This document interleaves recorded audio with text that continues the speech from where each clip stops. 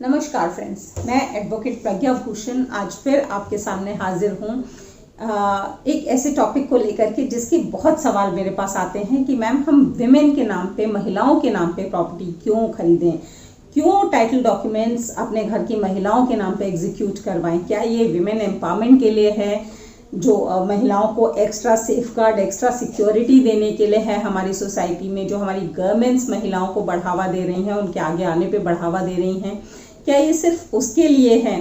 तो मैं आज आपको क्लैरिफाई करूंगी कि सिर्फ विमेन एम्पावरमेंट की बात नहीं है। सिर्फ जो हमारे हिंदू धर्म में कहा जाता है यत्र नार्यस्ति पूज्यन्ते तत्र रमन्ति देवताय, यानी कि जहाँ पे नारी की पूजा होती है वहाँ पे देवताओं का वास होता है।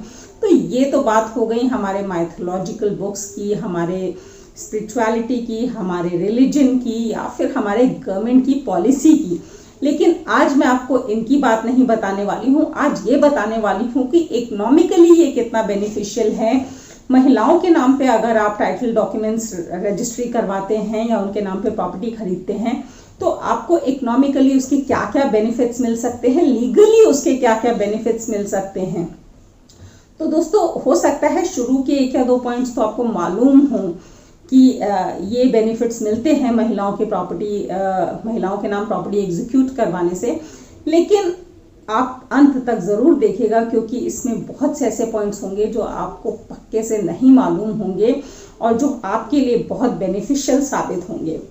तो अगर आप मेरे चैनल पे फर्स्ट टाइम आए हैं तो पहले इसे सब्सक्राइब कर लीजिए ताकि इस तरह के यूजफुल वीडियोस आपको मिलते रहें। बेल आइकन दबा दीजिएगा ताकि नोटिफिकेशंस आपसे मिस ना हो, और अंत तक वीडियो जरूर देखिएगा, आपके काम का साबित होगा, ये मेरा प्रॉमिस है। तो दोस्तों, पहला पॉइंट कि महिलाओं के नाम पे प्रॉपर्टी डॉक्यूमेंट एग्जीक्यूट कराने का क्या फायदा होता है, ये मोस्ट ऑफ द जो काफी लोगों को मालूम भी होगा, एंड दैट इज कि जब आप महिलाओं के नाम पे कोई भी टाइटल डॉक्यूमेंट रजिस्टर्ड कराते हैं तो उसमें स्टैम्प ड्यूटी यूजुअली कम लगती है।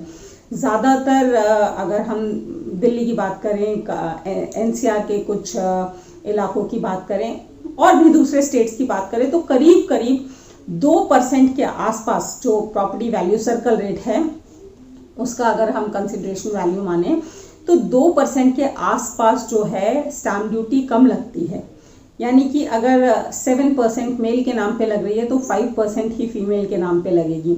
अगर 6% मेल के नाम पे स्टैम्प ड्यूटी लग रही है मेल के नाम प्रॉपर्टी खरीदने से, तो 4% फीमेल के नाम प्रॉपर्टी खरीदने से आपकी स्टैम्प ड्यूटी लग रही है। तो यानी कि 2% जो है ये एक बड़ा अमाउंट हो जाता है। अगर हम बात करें कि सपोज आप 1 करोड़ की प्रॉपर्टी ले रहे हैं तो 2% जो है करीब करीब 2 लाख रुपए हो जाता है। तो ये एक काफी बड़ा अमाउंट है जिसमें जो आपको रिबेट मिलती है स्टैम्प ड्यूटी में जब आप प्रॉपर्टी महिलाओं के नाम खरीदते हैं। तो this was benefit number 1। Next benefit number 2 पे अगर हम आते हैं तो जहाँ पे आप साझा बिजनेस की बात करेंगे, भारत के बहुत से स्टेट्स, बहुत सी ऐसी जगह हैं जहाँ पे अभी भी जो फैमिलीज हैं जॉइंटली रहती हैं, जॉइंटली अपना बिजनेस करती हैं और उसी जॉइंट पैसे से अपने फैमिली के एसेट्स खरीदती हैं। तो जहाँ पे हम साझा बिजनेस या जॉइंट फैमिलीज की बात करें, अनडिवाइडेड फैमिलीज की बात करें, HUFs की बात करें, that is Hindu undivided family, तो वहाँ पे जब एक पुरुष के नाम पे कोई प्रॉपर्टी ली जाती है तो वो माना जाता है कि ये साझा बिजनेस के पैसे से आई है और इसलिए ये प्रॉपर्टी जो है उस साझा परिवार की होती है। यानी कि उस पे जो किराया आएगा, जो भी उससे बेनिफिट्स आएंगे, उसको कहीं पे आप उससे और इकोनॉमिकल बेनिफिट्स लेते हैं तो वो पूरे परिवार में बराबर बटेंगे, या फिर आप वो प्रॉपर्टी बेचते हैं तो वो पूरे परिवार के पास कंसिडरेशन इक्वली डिवाइड होगी। लेकिन जब एक महिला के नाम पे प्रॉपर्टी आती है तो वो HUF की साझा प्रॉपर्टी नहीं मानी जाती है, वो महिला की पर्सनल प्रॉपर्टी यानी कि सेल्फ एक्वायर्ड प्रॉपर्टी मानी जाती है, जिसमें हक सिर्फ महिला का होता है, या महिला की मृत्यु हो जाए तो उसके बच्चों का होता है। तो ये एक बहुत बड़ा बेनिफिट है कि अगर आपने साझा बिजनेस से हट के कुछ पैसे कमाए हैं या कहीं से आपके पास आए हैं और आप प्रॉपर्टी अपनी वाइफ के नाम लेते हैं तो वो प्रॉपर्टी वाइफ की सेल्फ एक्वायर्ड प्रॉपर्टी में मानी जाएगी। लेकिन आपके पास कहीं से पैसे आए हैं और आप खुद के नाम प्रॉपर्टी ले लेते हैं, लेकिन आप एक जॉइंट फैमिली में रहते हैं, जॉइंट बिजनेस करते हैं, तो वो प्रॉपर्टी को चांसेस आर वेरी हाई कि जॉइंट प्रॉपर्टी ही कंसिडर किया जाएगा और आप जॉइंटली ही उसके जो कंसिडरेशन आएगी उसको बेचने पे उसको जॉइंटली ही यूज़ कर पाएंगे एज अ फैमिली। आपकी वो इंडिविजुअल एसेट्स में नहीं गिनी जाएगी। तो ये एक प्रॉब्लम आ सकती है जो कि महिलाओं के नाम पे अगर प्रॉपर्टी है तो आप उसमें सुधार कर सकते हैं। नंबर 3 पॉइंट दोस्तों, अगर एक पुरुष के कुछ और बच्चे भी हैं, सपोज उसकी अपनी मैरिज से 2 बच्चे हैं और जैसे मुस्लिम्स में 4 मैरिजेज अलाउड हैं, या फिर अगर आपने मैरिज नहीं भी की है और कहीं और आपके बच्चे हो जाते हैं, इलेजिटिमेट मैरिज है, जैसे हिंदूज में सिर्फ एक ही मैरिज अलाउड है, तो अगर उस व्यक्ति ने दूसरी मैरिज कर भी ली है तो वो इलेजिटिमेट मैरिज मानी जाएगी, इलीगल मानी जाएगी।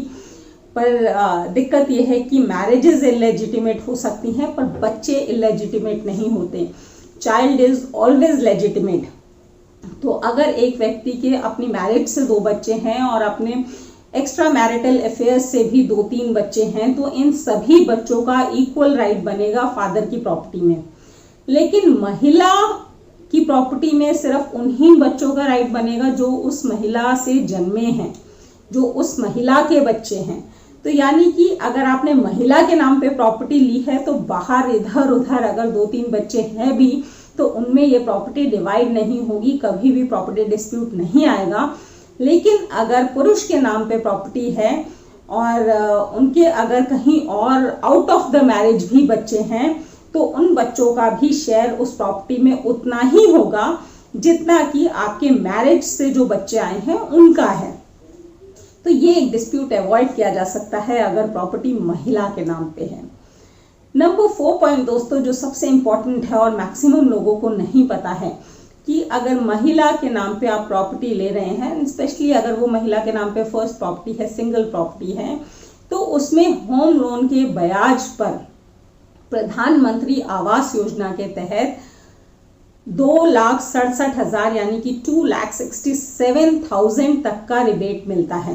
यानी कि होम लोन के इंटरेस्ट पे 2,67,000 तक का रिबेट मिल जाता है आपको। आप उतने पैसे बचा सकते हैं होम लोन में अगर आप महिला के नाम घर खरीदते हैं तो, और वो महिला का इकलौता घर है, तो उस केस में आप प्रधानमंत्री आवास योजना का भी फायदा उठा सकते हैं। तो दोस्तों ये कुछ बेनिफिट्स थे जो महिला के नाम पे प्रॉपर्टी खरीदने पे आपको मिलते हैं। हालांकि आपको ये भी मैं एक बात बताना चाहूँगी कि महिला की अगर सिंगल रेजिडेंशियल प्रॉपर्टी होती है तो उसको अटैच करना किसी भी कानून के तहत या उस पे कब्जा कर लेना, उसको उसकी पोजीशन से हटाना जो है बहुत ही मुश्किल होता है। In fact about like it's quite impossible कि अगर सिंगल रेजिडेंशियल प्रॉपर्टी है किसी महिला की तो आप उससे वो प्रॉपर्टी छीन नहीं सकते हैं। तो it's always a secure asset, safe asset if it is in the name of a woman.